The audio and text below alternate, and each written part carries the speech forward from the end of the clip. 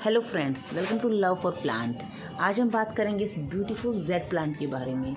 Jade plant को तो आप सब जानते ही हैं कितना अच्छा ये दिखता है।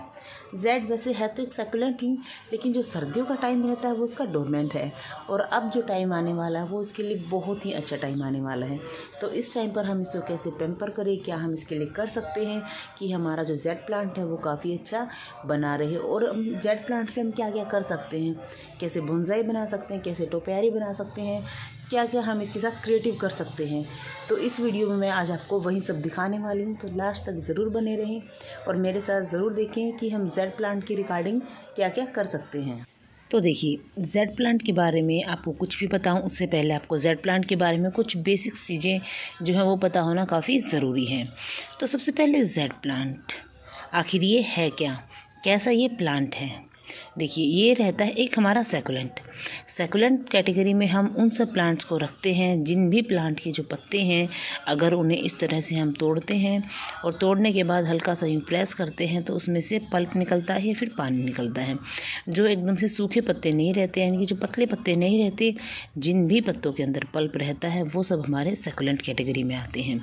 तो हमारा जेड है सैकुलेंट, और जितने भी सैकुलेंट रहते हैं मोस्टली सबका जो टाइम पीरियड रहता है, ग्रोइंग पीरियड रहता है, वो सर्दियों का रहता है। सर्दियों में ही हमारे जो सैकुलेंट हैं अपने बेस्टेस्ट ग्रोइंग पीरियड टाइम में रहते हैं, लेकिन उनका जो एक ये अपवाद कहें या फिर उनकी एक्सेप्टेंस कहें या फिर उनके सिवाय एक जो प्लांट है ये हमारा, ये जो है गर्मियों का रहता है, ये सर्दियों का बिल्कुल भी नहीं रहता। यानी कि जो जेड प्लांट है हमारा वो गर्मियों का रहता है। वैसे जेड प्लांट एक और आता है क्रैसुला ओवाटा, उसको भी हम जेड ही बोलते हैं। वो असली जेड होता है, ये पोर्चुला कैरिया आफ्रा रहता है। इसको भी हम मिनी जेड या फिर जेड या एलिफेंट बुश काफ़ी सारे नामों से बोलते हैं। लेकिन जो ये वाला हमारा जेड रहता है, यानी कि जो पोर्चुला कैरिया आफ्रा रहता है, इसका जो ग्रोइंग पीरियड है वो गर्मियों का रहता है। गर्मियों का ग्रोइंग पीरियड यानी कि जो सर्दी है, जितनी भी सर्दी गई है वो इसके लिए काफ़ी डोरमेंट टाइम रहा है, वो उसमें इसकी ग्रोथ नहीं हुई है, या हुई है तो थोड़ी बहुत ही हुई है। अभी जो टाइम स्टार्ट होने वाला है, यानी कि जो फरवरी की स्टार्टिंग से इसका जो टाइम स्टार्ट होता है वो इसकी ग्रोथ के लिए बेस्ट टाइम रहता है। और ये हमारा एक ऐसा प्लांट है जो किसी ना किसी कंडीशन में ग्रो होता ही रहता है। हम उसको किसी भी कंडीशन में रखिए ग्रो हो ही जाता है। ऐसा नहीं कि सर्दियों में इसकी ग्रोथ नहीं हुई, सर्दियों में इसकी ग्रोथ हुई है, बस कुछ इसकी कंडीशनें थी, जैसे कि पानी है, मिट्टी है, धूप है, अगर वो सब हमने फुलफ़िल की हैं तो हमारा उस कंडीशन में भी जेड काफ़ी अच्छा ग्रो किया है। हमने कटिंग्स भी लगाई हैं काफ़ी सारे इसके, कुछ टोपियारी बोनसाइज भी बनाई हैं सर्दी में, वो सब भी काफ़ी अच्छी चली हैं।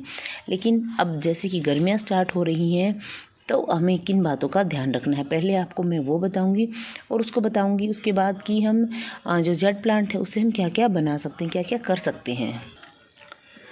तो जैसा कि आपको पता है, अगर आपने अभी तक अपने जेड प्लांट को काफ़ी अच्छा रखा है, यानी कि आप जेड प्लांट की गार्डनिंग में अभी मास्टर हो चुके हैं।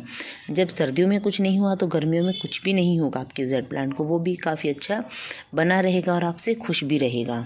तो देखिए, अभी तक हमने देखा था कि सर्दियों में जो है जेड प्लांट के कुछ पत्ते पीले होकर झड़ रहे थे, कुछ गिर रहे थे। आप देखेंगे कि गमले के नीचे किस तरह से इसके जो पत्ते हैं वो गिरे हुए हैं। कुछ अभी इसलिए भी हैं ज़्यादा पत्ते झड़े हुए, गिरे हुए, क्योंकि 2 दिन पहले ही बारिश आई थी। बारिश की वजह से काफ़ी ज़्यादा जिसके जो पुराने पत्ते थे, काफ़ी तेज़ बारिश की वजह से वो सब इसके पत्ते गिर गए थे, सारे के सारे पत्ते झड़ गए थे। और ऐसे में हमारा जो प्लांट है आपको दिख रहा हो कितना फ्रेश है, हैप्पी प्लांट है। अभी मैंने इसमें वाटरिंग 2-3 दिन से नहीं की थी, और अभी मुझे नहीं लगता कि इसमें 10 से 15 दिन तक मुझे वाटरिंग करने की ज़रूरत पड़ेगी। देखिए, क्योंकि बारिश बहुत ज़्यादा थी, इस वजह से इसकी मिट्टी बहुत ज़्यादा जो है गीली है, बहुत एक्स्ट्रा नमी है एक्सेस में। जो हमारे छोटे प्लांट देखिए उनकी तो थोड़ी थोड़ी स्टेम भी हिल रही है इस तरह से। हमें पानी अभी भी इसमें बिल्कुल भी नहीं डालना। अगर आपके यहाँ भी बारिश हुई है तो अभी इसमें पानी बिल्कुल भी ना डालें, क्योंकि अभी उतनी गर्मी नहीं आई है कि इसमें हम अल्टरनेट डे में या फिर डेली पानी डालें। इसलिए अभी भी इसका थोड़ा सा उतना आपको ध्यान रखना है, जैसे कि आपने सर्दियों में इसका पानी का ध्यान रखा था, अभी भी हम इसका थोड़ा सा ध्यान रखेंगे। जब तक पूरे दिन की तेज़ धूप नहीं आती इसके ऊपर, तब तक हमें इसका पानी का अभी थोड़ा ध्यान रखना है। अगर अभी आप इसमें कुछ फर्टिलाइज़ डालना चाहते हैं तो डाल सकते हैं, क्योंकि इसका जब किसी भी प्लांट का जब ग्रोइंग पीरियड स्टार्ट रहता है, स्टार्टिंग में अगर हम फर्टिलाइज़ डालते हैं उसमें तो हमारा प्लांट और भी ज़्यादा अच्छा ग्रो करता है। लेकिन इसमें हम फर्टिलाइज़ क्या करें, क्या हम जेट प्लांट के लिए किस तरह का फर्टिलाइज़ यूज़ करें। जैसे कि हमारा ग्रीनरी वाला प्लांट है तो इसके लिए हमें बहुत ज़्यादा नहीं नाइट्रोजन बेस्ड जो फर्टिलाइज़र रहते हैं जितने भी, हम इसमें NPK भी यूज़ कर सकते हैं, 19 भी कर सकते हैं हम इसमें। जितने भी हमारे जो NPK के और जो सोर्सेज हैं हम इसमें वो डाल सकते हैं। या फिर बेस्ट है अगर आप कुछ भी नहीं डालना चाहते तो आप सिंपल किचन वेस्ट कंपोस्ट या फिर हम थोड़ी सी गोबर खाद डाल सकते हैं, वो भी सही रहती है। हमें बहुत ज़्यादा कुछ फैंसी खाद वगैरह इसमें डालने की ज़रूरत नहीं है, बहुत ज़्यादा फैंसी सोइल इसकी बनाने की ज़रूरत नहीं है। सिंपल सैंड और कंपोस्ट के मिक्सर में इसको लगाएं, एक पोरस सी मिट्टी लगाएं, पोरस सी मिट्टी में हम हमारे प्लांट को लगाएंगे और थोड़ी सी खाद दे देंगे तो हमारा प्लांट वैसे ही काफ़ी अच्छा चलता रहेगा। और इस प्लांट को बहुत ज़्यादा जल्दी हमें बदलने की भी ज़रूरत नहीं पड़ती, रिपोर्ट करने की भी इसको ज़रूरत नहीं पड़ती, क्योंकि जितना हमारा पुराना प्लांट होता है फिर भी अपने आप को रूट बाउंडिंग में भी उतना ज़्यादा डेवलप कर लेता है। ये देखिए, ये मैंने शायद 3 साल पहले इसका एक पिरामिड शेप बनाई थी। अभी इसकी शेप तो नहीं बाकी है क्योंकि यहाँ से इसकी जो स्टेम है वो मेरे ध्यान ना देने की वजह से थोड़ी सी लटक चुकी हैं। आपको मैं दिखाऊं, इसकी जो शेप है वो पिरामिड शेप नहीं रही है, लेकिन इसकी जो मेन जो स्टेम थी जो मैंने स्टार्टिंग में लगाई थी वो आप स्टेम देख सकते हैं कितनी मोटी मोटी थिक जो इसकी स्टेम हो चुकी हैं। वो इतनी पतली पतली स्टेम थी, अब इतनी थिक जो स्टेम हो चुकी हैं। इतना ये जो प्लांट है रूट बाउंड हो चुका है, इसकी जो स्टेम है या फिर जो रूट्स हैं वो बिल्कुल ऊपर तक आ चुकी हैं। लेकिन इसका जो गमला है वो थोड़ी सी हल्की क्वालिटी का था, वो भी टूटना शुरू हो गया। लेकिन ये प्लांट अभी भी काफ़ी अच्छा मेरा चल रहा है, बढ़ रहा है। इसमें से मैं ढेरों कटिंग लेती हूँ और ये प्लांट फिर भी एज इट इज़ बना रहता है। तो सबसे पहली बात कि हमारा ये एक रूट बाउंडिंग पसंद करने वाला प्लांट है, यानी इसको अगर रूट बाउंड रहेगा तब भी इसकी ग्रोथ में कोई भी इफ़ेक्ट नहीं आता है। आपको बहुत जल्दी इस प्लांट को रिपोर्ट करने की भी ज़रूरत नहीं रहती है। दूसरा कि इस प्लांट को हम मनचाही शेप्स भी दे सकते हैं, कैसी भी शेप्स बनानी हो जेड प्लांट हमारा परफेक्ट रहता है। हम चाहें तो उसकी इस तरह से कुछ बोनसाइज बना सकते हैं, कुछ टोपियारीज बना सकते हैं। अभी मैं आपको अपनी एक टोपियारी दिखाती हूँ। अभी मैंने आपको अपना एक पिरामिड दिखाया था जो अभी शेप में नहीं है, उसके बाद मैंने एक छोटा सा पिरामिड ये भी बनाया था। इसकी भी बहुत ज़्यादा अच्छी अभी शेप नहीं है, इसमें जो पत्ते थे पुराने वो थोड़े से झड़ गए हैं। दोबारा से इसको शेप प्रोवाइड करूँगी तो वैसी शेप में आ जाएगा। उसके बाद देखिए कुछ यहाँ पर मैंने ये बोनसाइज इसकी बनाकर रखी हैं। अभी इनमें थोड़ी सी ट्रिमिंग करनी बाकी है। इस तरह से ये देखिए डिफरेंट हम जो भी हमें शेप मिलती है कटिंग की या फिर जो प्लांट की उसके अकॉर्डिंग हम बोनसाइज को डेवलप कर सकते हैं।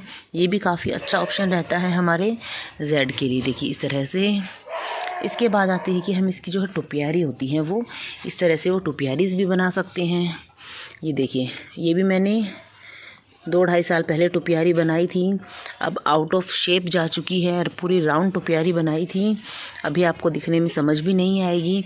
इसको जब देखिए कितनी बड़ी बड़ी जो इसकी स्टेम हो चुकी हैं, लास्ट सीज़न से ही मैंने इसको कट नहीं किया, अब इसको कटिंग की ज़रूरत है। कटिंग के बाद इसकी एक बहुत ही अच्छी राउंड शेप आएगी। उसके बाद आप देख सकते हैं कुछ इस तरह से इसकी बोनसाइज बना सकते हैं।